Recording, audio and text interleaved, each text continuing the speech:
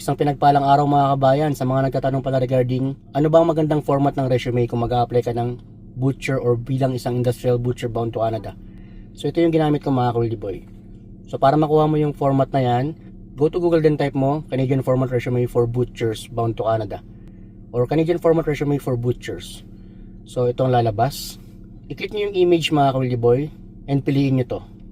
So yan, yun ang ginawa kong pinakabungad mga kabayan na first page, and then yung second page yung experience ko mga Kawildy Boy. So dapat updated yung experience nyo. Kailangan kung ano rin yung ibang mga pinasukan yung trabaho kahit hindi related sa pagbubutcher, dapat naka-indicate sa inyong work history.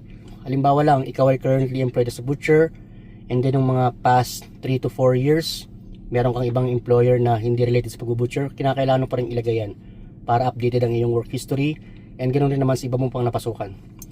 So ganun lang, and then sa pinakapangatlong page, doon ko nilagay yung personal information ko, address, educational attainment, at yung iba pang mga information mga Kuldi Boy. So ganun lang, sa inyo yan mga Kuldi Boy kung kayo ay gagamit ng ganitong klase ng resume. May mga agencies din naman sa Pilipinas na may mga templates na sila automatically. Pero advantage pa rin kung meron na kayong ready resume mga kabayan, just in case nanghihingian kayo ng agency, para meron na kayong may forward na sample resume or cover letter mga Kuldi Boy.